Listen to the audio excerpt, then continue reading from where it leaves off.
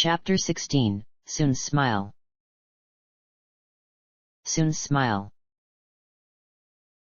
Imoen. Imoen.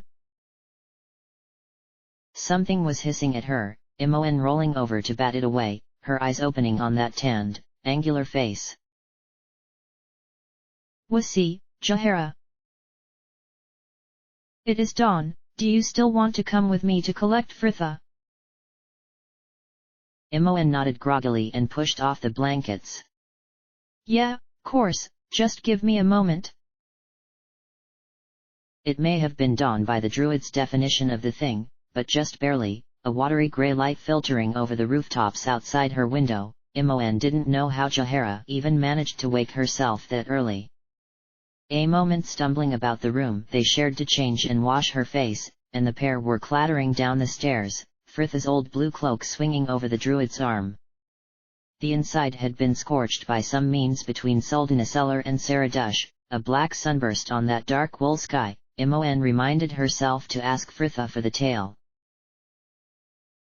Anomen was already at a table when they arrived in the common room, Jaheira's surprise inditing that this had not been any doing of hers, the man sending them a grave nod as he rose, and together they left the inn. It was bitter out, the last few stars fading in that clear grey sky, and it would likely be another fine day, the three marching briskly through the empty streets, their passage marked here and there by a polite nod from some passing merchant or labourer who had risen early, as well, to get ahead on the day. The main door to the jail was opened by a sluggish-looking guard who Imoen suspected had been catching up on his sleep just moments before, a snail's trail of drool still glistening on his cheek.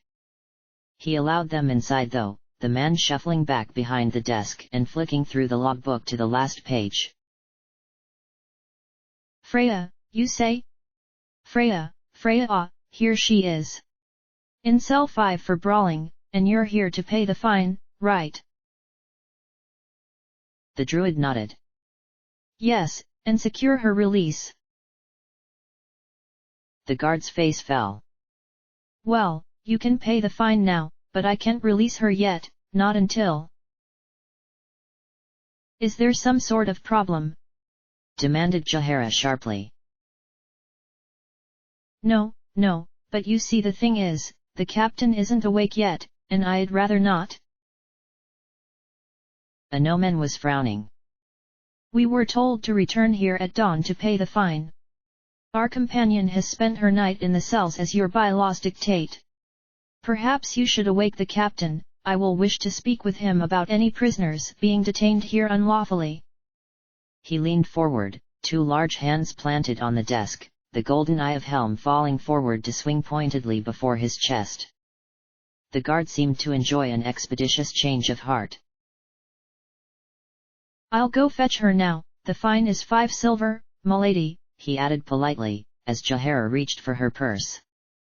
Off he disappeared through the heavy iron door, the rattle of a distant lock and creak of hinges echoing back along the corridor, and he appeared again soon afterwards, Fritha ushered before him, the girl bleary-eyed and hugging her thin linen robe about her, the tip of her nose tinged pink like a safflower from the night's cold. Morning, she greeted hoarsely. I wasn't expecting you for a few hours yet. We were not about to leave you here to suffer, said Jaheira, however much you may have warranted it. Come, we've paid your fine, we can go. Outside, Fritha was shivering as she bundled the cloak Jaheira had brought about her, Anomen fussing at her shoulder. Are you well, Fritha? Fine, it just got really cold around 4th bells. Here, he continued, pressing the flask he was holding into her hand, I had the kitchens prepare you some tea. Be careful, it will likely still be hot. It took her a moment to reply, Fritha staring down at the flask with an intensity that suggested she was too embarrassed to look up at the man who had brought it to her. Oh thanks. Imoen smirked to herself. Yes, Anomen definitely looked like he was but a few short days from banishing her completely from his regard, no worries there. Imoen fell into step next to her friend, Anomen, and Jaehaera a pace before them as they set out back to the inn once more. So, how was it? Frithha sniffed and took another sip of tea, the heat of it was likely making her nose run. All right, some drunk got brought in just past midnight and kept the whole jail awake with his ranting. I found it hard to go back to sleep afterwards. And whose fault is that? Offered Jaehaera crisply. Frithha sent a frown to her back. The man who spat at Cellophane. You don't look much better. Her friend continued to her, having trouble sleeping. Imoen shrugged. A bit, I keep having strange dreams, but it all ended quite nicely last night, she added, just bursting to tell someone. I met Valigar and we talked a bit, we agreed to give it a try. An incredulous smile slowly spread across Frithha's face. Oh, so are you and he, well, courting now then? Not sure, Imoen admitted. Perhaps not something so official sounding. Let's just say I won't start sewing my trousseau yet. Frithha laughed. Back at the inn, the women tripped quickly back to their rooms, Imoen and Frithha to catch up on their sleep, Jaehaera to check their supplies and plan what would need to be bought for the next few days' travel, while Anomen left again to make his prayers at the temple across town, and it was a few hours later when all were reunited about the breakfast table. Frithha looked much better for her sleep, the girl chatting with Cellophane whilst merrily spreading a slice of bread with jam, pausing to send Imoen a grin as Valigar arrived at the table and sank into the empty place beside her friend. Young Frithha, greeted Minsk as he took the last seat, his round face beaming, you are back with us. The girl finished a mouthful of bread with a grin. Yes, the others came to pay me out this morning, thank goodness. I don't think my poor back could have borne another day breaking rocks. Very droll, Jaehaera offered dryly over rim of her cup. I am glad to see your lengthy incarceration did not break your spirit. Frithha nodded, a certain gravity creeping in. No, but it did offer an insight or two. Last night I heard the guards talking. Apparently an army patrol came through here a few days back asking that the watch detain any travelers of a suspect nature here in the town for their return a few days from now. A round of muttering, Minsk and Ithik wearing the same deep frown, Erina twisting a napkin in her distress while Anomen and Brianna shared a dark look. Imoen glanced to the man next to her, Valigar drawing a breath to offer up his own assessment. They are much more organized than we had first suspected.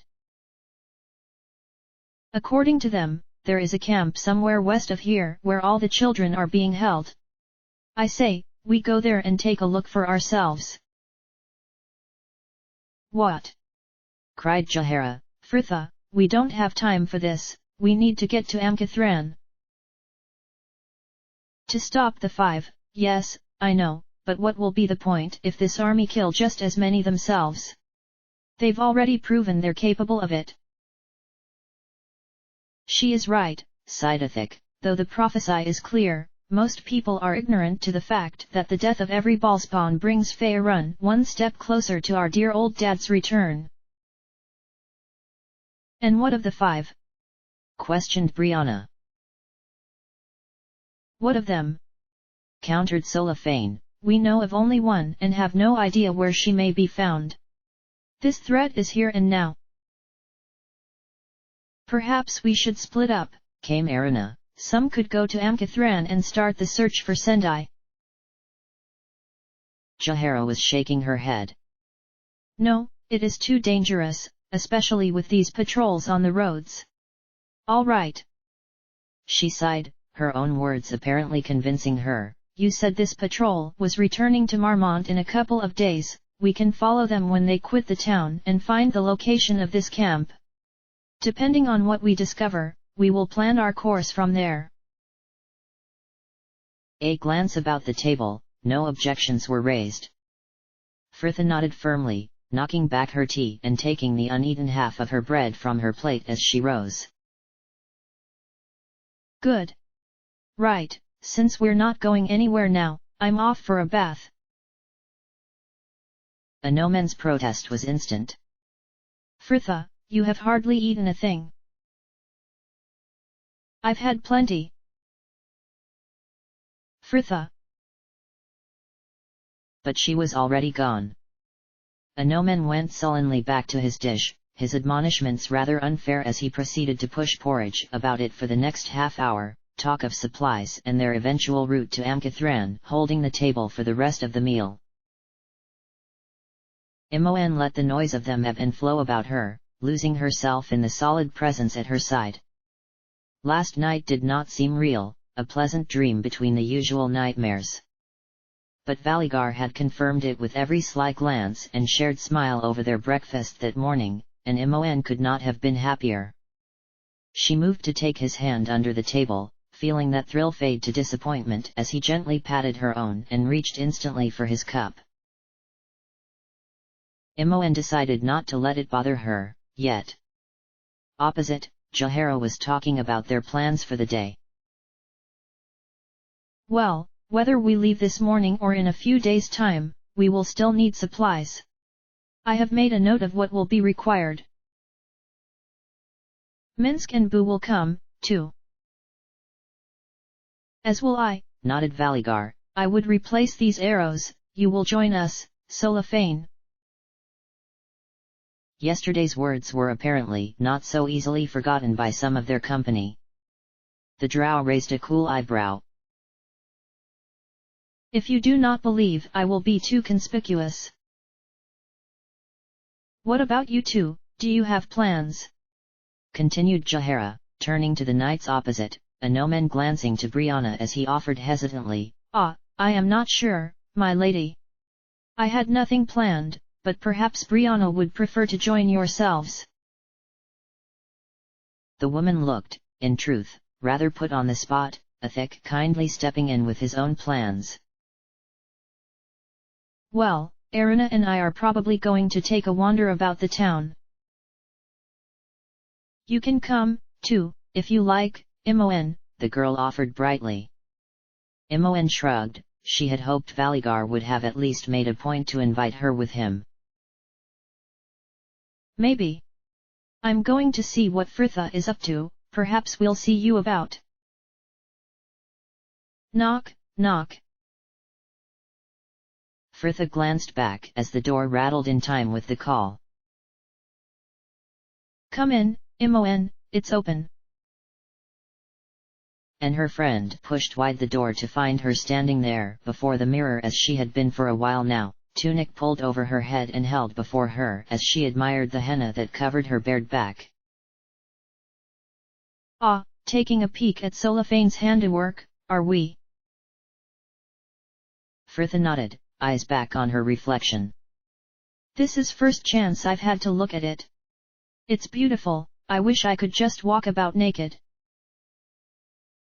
Well, I don't think you would get too many complaints, the girl laughed, sinking onto the nearest bed, hers by chance, Frithha pulling her tunic back over her head to take a seat on Solafane's.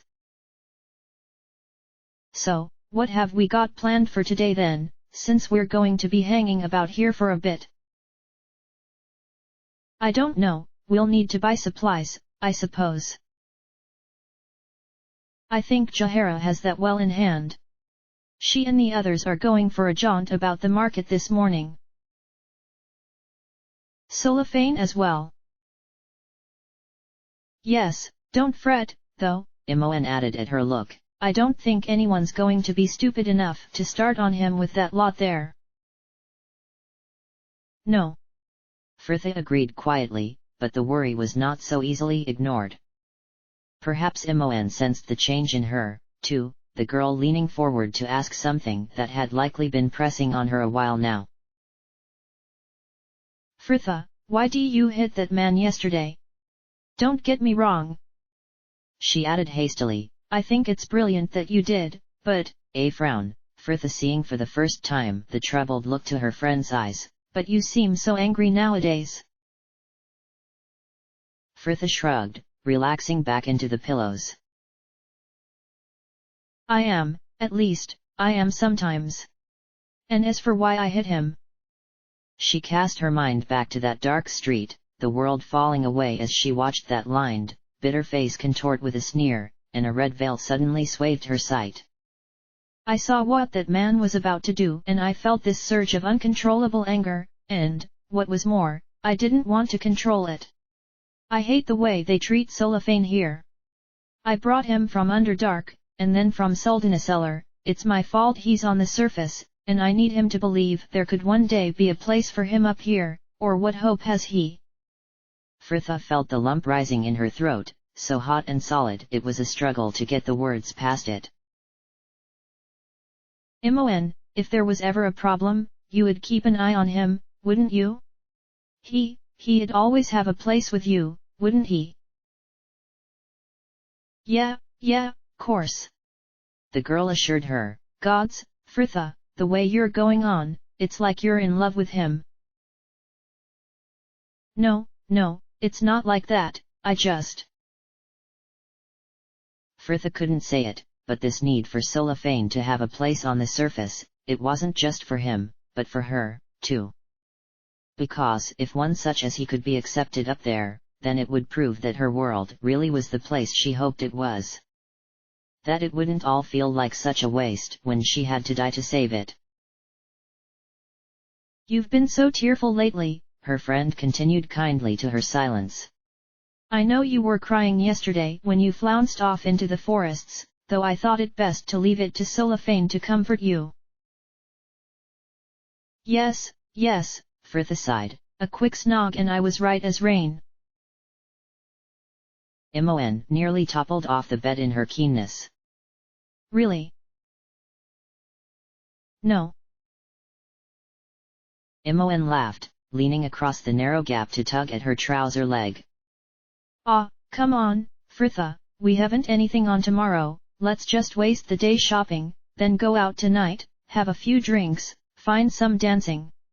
It'll be nice, we can forget all about this ball war, just pretend we're visiting here. Wouldn't you rather spend the day with Valigar? No, Imoen muttered, suddenly sulky. He's going out to get supplies with the rest of them. It's not even been a day and I'm already having second thoughts. Already? I'm impressed. You've only had breakfast with the man, what on Toril could he have done? Nothing. The girl cried. Which is kind of my problem. Oh, he'll smile and that, but anything more and he shies away like he's never seen a girl before. Fritha frowned, she wasn't sure what else Imoen had expected. I've no doubt he cares for you, Imoen, it's just people show their regard in different ways. Well, I'd rather have another way, a nomen's, for one. I brought you some tea, Fritha. Very funny. Imoen clearly thought so, the girl still laughing as she rose to give her leg a rousing slap. Come on, let's go and enjoy the splendors of Marmont. Oh, first leg of our grand tour, is it? Fritha laughed, throwing up her hands in defeat. Why not? Let's invite Erina, too, enthused Imoen, as they filed into the corridor. We'll need to tell her now in case she wants to buy anything from the market. And we should let Brianna know, as well. What? No. Whined Imoen, for someone who had spent their good few months traveling the Sword Coast telling Jaehaera she was not a child anymore, her friend was doing a remarkably good impression of one. Brianna'll spoil all our fun. Imoen, she shares a room with Erina, we can't invite one and not the other. I guess it's just us two then. Fritha sighed. Imoen, we have to welcome her into the group, she can't spend all her time with a nomen. That sounds exactly like something you would want. No, she needs to feel welcome and at ease here, I don't want her holding back on her feelings for a no-man for fear of upsetting the rest of us. Imoen looked rather impressed. Oh, yes. You know, I used to think those romance novels were a waste of time, but I can see they had their uses. To be fair, most of them were, Fritha admitted bluntly, but for every dozen dull shells I parted, one hid the occasional pearl of wisdom. They had reached the next door by now, the two women sharing the room next to her and Solophanes, a no-man now in with a thick. Fritha raised a hand to knock. Silence. Imoen had already turned to go. Well, we tried. Imoen. Fritha knocked again, their answer coming not from the room, but the hall behind them, a young maid offering blithely, If you're looking for your friends, they left with two tall fellas a few moments ago. Imoen grinned. Anomen and Brianna, together again. It's all tying up for you, Fritha. Fritha nodded and tried to match her friend's delight. Looks like. Come on, then. Anomen shifted his weight, the warm air stirring his hair and carrying with it the scent of the fish that was being grilled over hot coals at the stall opposite, the man rather wishing he could affect the same air of watchful ease as the woman next to him, Brianna leaning back against the sun-warmed stonework of the building behind. They had found a quiet corner on the edge of the bustling market square, the large plaza crammed with stalls and people, children running through the crowds playing tag and other games in that forest of legs. The shaved ice stall on the far corner of the square was doing a roaring trade, and Anomen's mind was drawn forcibly back to winter on the docks of Athkatla, and his idle wish he could share one with Fritha. It seemed another life away now. Everything did. And before him, life in the town square bustled on, oblivious to them. Marmont reminded him of the town closest to the seminary where he had spent most of his childhood, and he recalled with sudden clarity the 10th day afternoons, when after the morning service, if chores had been completed, the older boys were allowed the afternoon off, he and few of his friends often leaving the seminary grounds to walk the streets of the town and perhaps take an ale or two once they were old enough. He had had a few friendships there, both from the seminary and the nearby shrines to Torm and Ilmater, though he had made no contact with them since he had returned to Athkatla. Anomen sighed inwardly. At the time, he had been so eager at the prospect of joining the order, he had never considered what he was leaving behind. A group of children charged past them laughing wildly. Brianna followed their play with an unreadable look, the woman catching him watching to send him a smile. You are very quiet, Anomen. I was just thinking. This place recalls to me Science Ford, the town near to the seminary where I spent my formative years. Truly? I had thought you had grown up within the order's ranks. He shook his head, glad to feel that mild acceptance in place of the resentment that had once riled in him as he explained, No, I wished to be a paladin when I was younger, but my father would not put up the funds required to pay for my entrance to the order as a boy, so I joined a Helmite seminary and entered as a cleric in my 20th year to train as a knight. For a long time, I was bitter that my father's actions had denied me my dream, but, I am glad to say, no longer. As either cleric or paladin, I serve Helm and the order both, at least, I did. He corrected soberly. But what of you, my lady? Anomen continued, trying to lift this sudden shadow. You grew up in the temple near to Valim's court. Brianna nodded.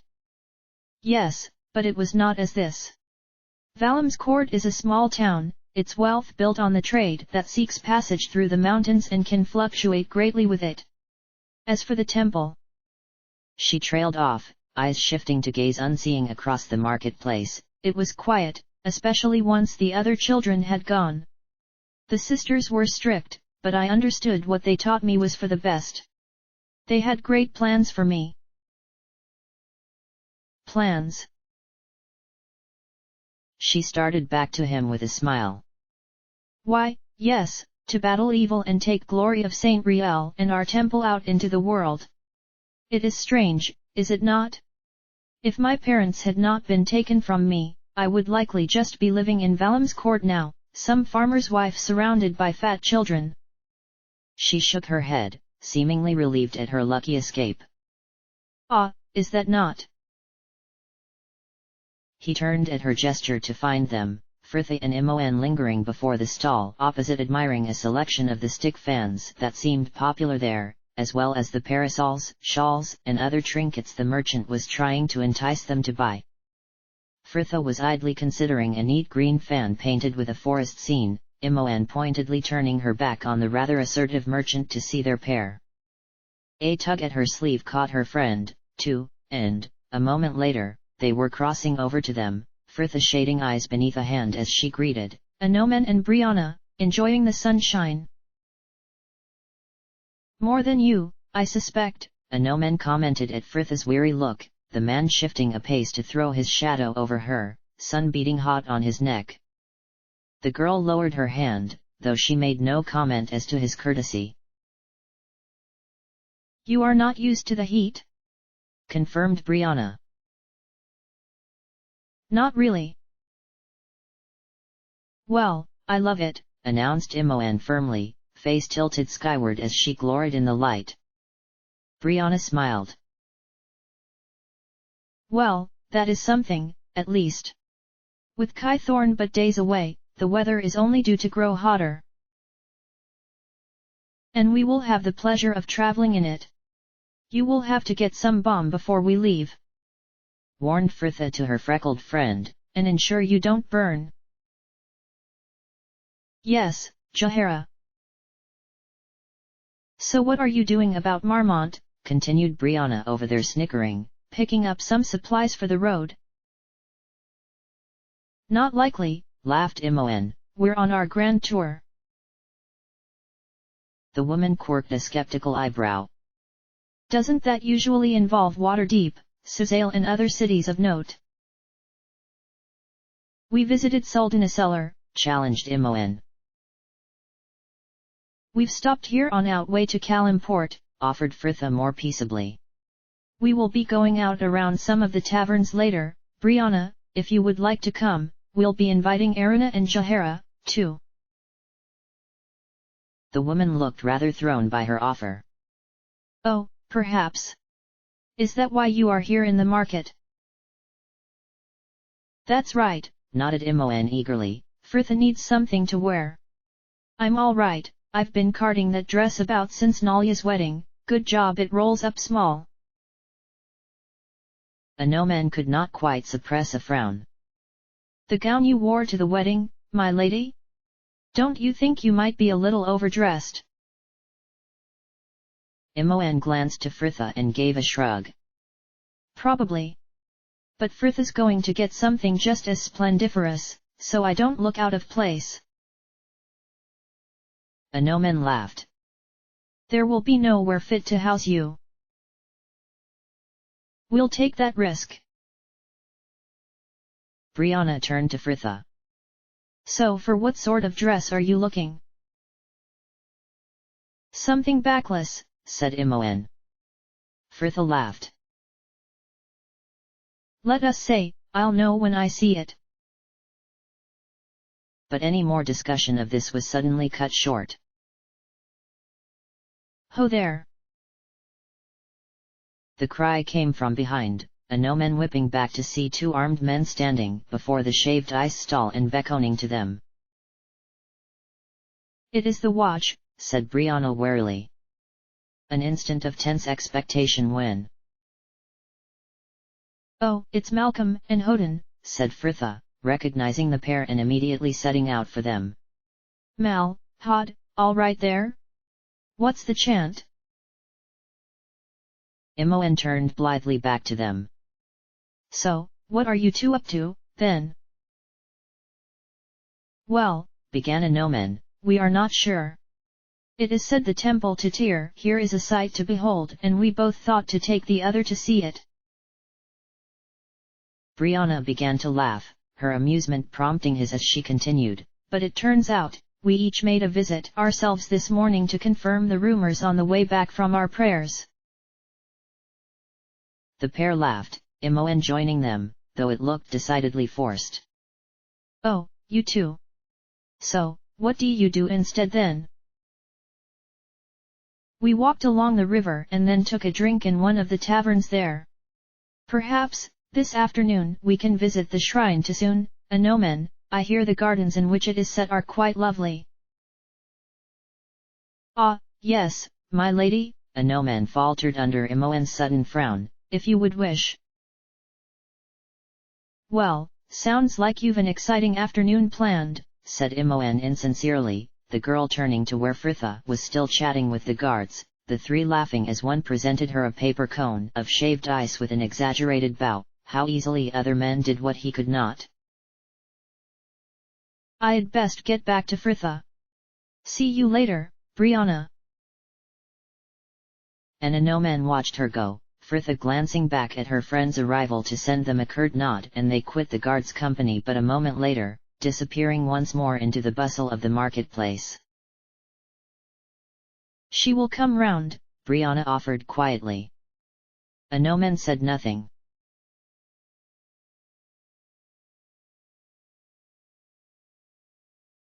Solifane pushed open the door and sensed her immediately. His suspicions he was not alone confirmed as her voice called out to greet him.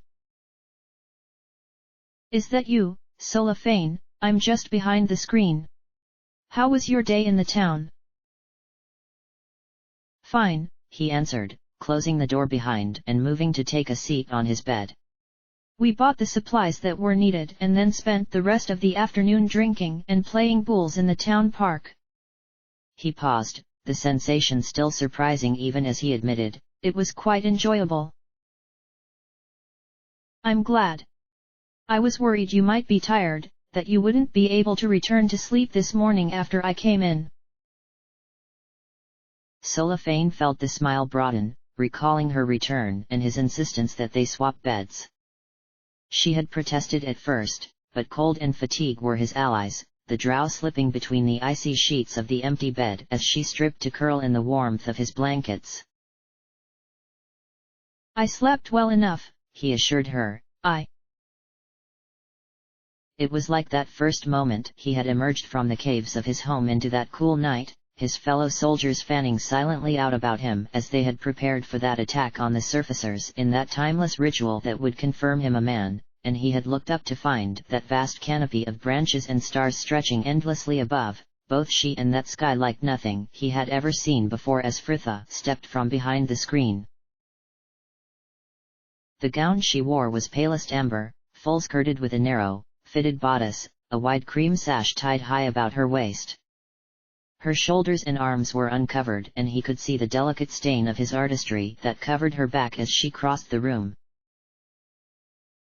Fritha, you look very different. Yes, she continued nonchalantly, moving to take a seat at the dresser, the surface already covered in pots, brushes and a trove of jewelry. I am going about the town tonight with the other women, except for Jahara, she said she's too tired. I think the men are staying here in the tavern, though, if you are at a loose end.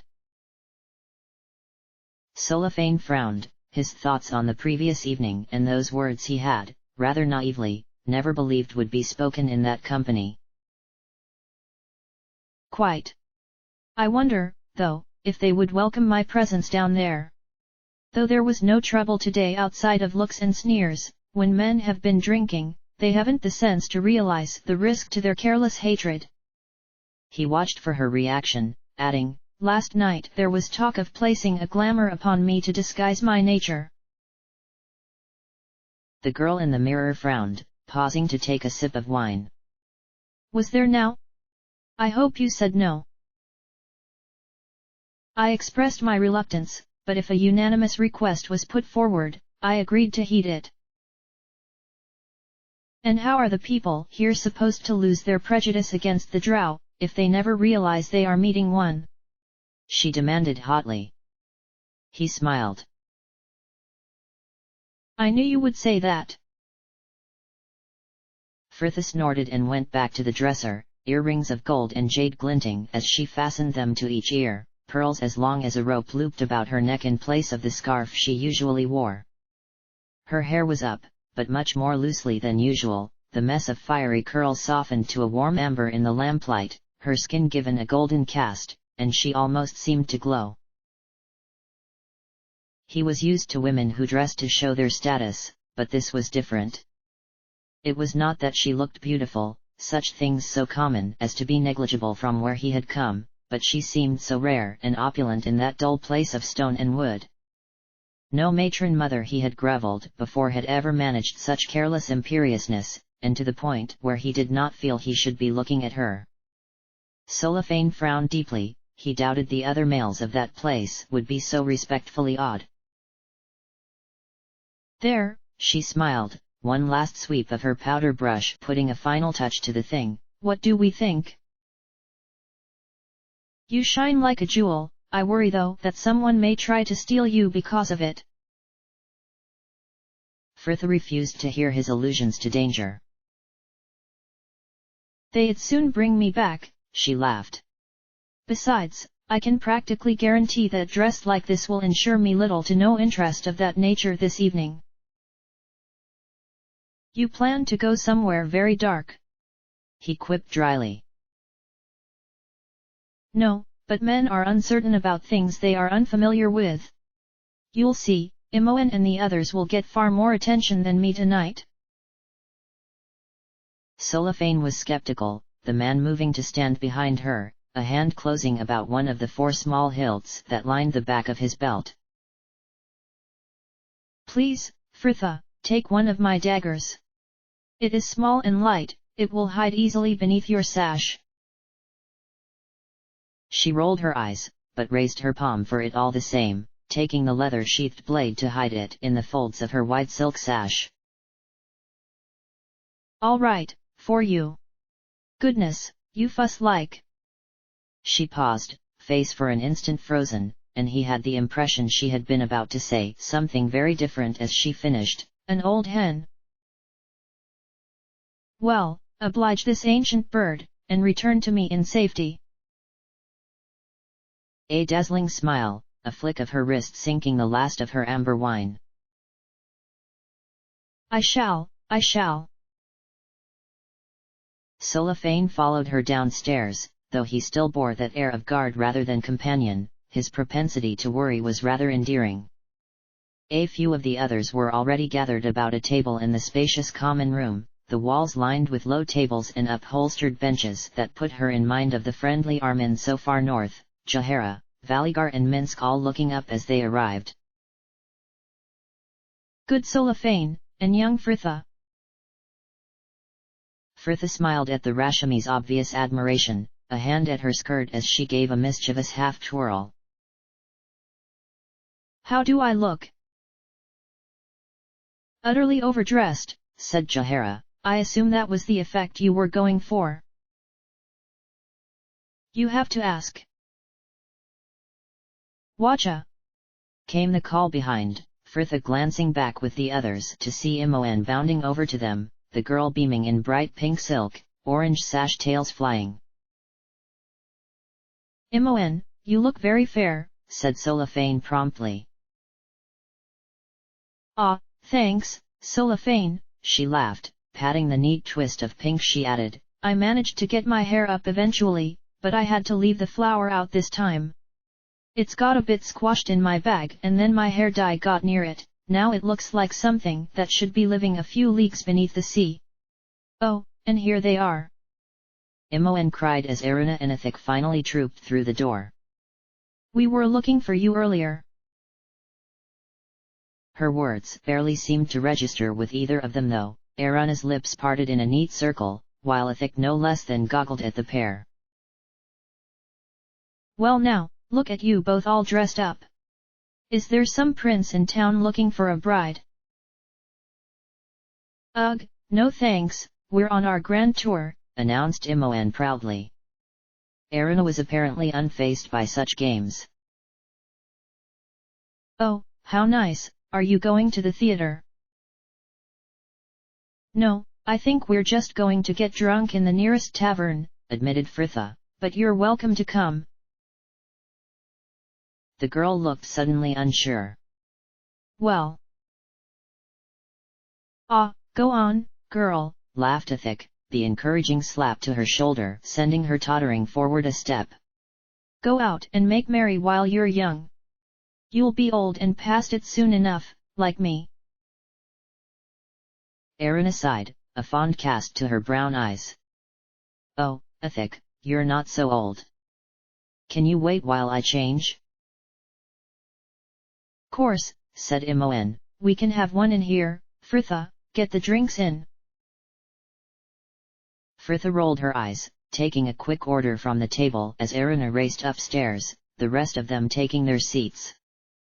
Imoen dropped into the space next to Valigar, Fritha pleased to see the man murmuring something at her ear, and likely a compliment from the way she was grinning. Anomen was already at the bar, his eyes fixed on the stairs as he nursed an ale, though the innkeep appeared at the counter before she could announce herself to the knight, the old man's mustache bristling as he regarded her patterned shoulders. Well now, my pearl, what can I get for you? A carafe of wine and another of ale, please. Not a problem, Flower, which table is it? I'll have one of the girls bring them over. She handed him the coin with a smile, the old man bustling off to collar one of his mates and Fritha returned her attention to the man just next to her, still watching the stairs and seemingly unaware of her presence. Perhaps it was someone else he was waiting to see. Anomen. He whirled back, clearly surprised to find her there by the way he was mouthing silently, struggling to find the words for his greeting. Fritha, you look, well. He trailed off. Behind her eyes, Beth laughed, if you can't say something nice. Yes, I wanted to show off my henna, Fritha explained with a smile, not much caring what he thought and glancing again to her bared shoulder as though to check the swirl of clouds and leaves were still there. You can't see the flowers or the sun, but the moon and tree look beautiful, don't you think? She sighed, I wish I could draw. You make a lovely canvas, he offered quietly. A pause between them, Fritha pretending to straighten her sash until she felt his gaze shift, he was supposed to be disapproving. Here, he continued, his voice returned to its usual cadence as he passed to her one of the stick fans that were so popular there, beaded tassels of gold and brown hanging from the stiffened paper paddle where a nightingale had been depicted in simple sepia brush strokes. Brianna was looking for one at the time, and I recalled how you had complained of the heat earlier in the day, so, yes. Fritha nodded briskly and tucked it into the back of her sash, there was no point encouraging him. Thank you, Anomen. And here is the last of us. She announced, glad of the distraction as Brianna made her stately descent into the common room in a gown of deep forest green. A sly glance to the man at her side. Doesn't Brianna look lovely this evening? Yes, indeed. Anomen, you're not even looking. The man, at last, obliged her, gazing over to where the tall woman was receiving a cup from Imoen with a smile. Anomen sighed, seemingly defeated. Yes, she is very handsome. Fritha nodded, it was a bit heavy-handed, but she was too tired to bother about being subtle at the moment. So what have you planned for the evening? Anomen shrugged, reaching for his ale. I do not know. Perhaps cards or the like, I fear we men will be at a loss without our ladies. Jahara is staying, offered Fritha. I'm sure she can giggle and flirt and simper about how tall you all are. Anomen snorted. I think we would be more likely to get Valigar down here in a dress. Here, Fritha, hurry up and take some of this wine before Arana drinks it all. Imoen. The young mage laughed, returned to their company once more, and now wearing a simple dress of dusky blue linen, that, though hardly a match for even Brianna's plain velvet gown, seemed to enhance the girl's natural prettiness, her straight blonde hair loose and golden in the lamplight. "Ah, now this is company to be seen with," said Ithik proudly, an arm each about their two mages. "Are you sure you girls want to leave us, after all?" "Positive," said Fritha. Cellophane remained unconvinced. "Are you not worried that your appearance might draw unwanted attention?" Imoen snorted into her cup. "Ha! Not with Knuckles over there coming with us, only been here a day and she's already got a reputation about the town for brawling." Laughter. Anomen and Cellophane shared a frown. "So where will you head, then?" continued Ithik genially. Imoen wagged a playful finger under his crooked nose. "Never you boys mind where we're off. Suffice to say, I wouldn't bother waiting up for our return." Erina looked nervous. "We won't be back too late, will we?" "Oh no," assured Fritha. "I imagine by then it will be considered very early." "Ah, good, oh. Right," announced Imoen over their laughter, empty cup set down with a clear snap. "Time we were off. Come on, drink up." Erina rose, her cup left half full. Fritha downed hers with a practiced ease. Brianna was already looking like she was having reservations, Anomen sending her a smile across the table. "Have a pleasant time, my lady." "Yes, you girls come back safe," warned Ithik, "and behave, you hear? I'm sure Jahara doesn't want to be fetching any more from the jail tomorrow morning." "We'll be good," Fritha assured him from the door. Imoen laughed.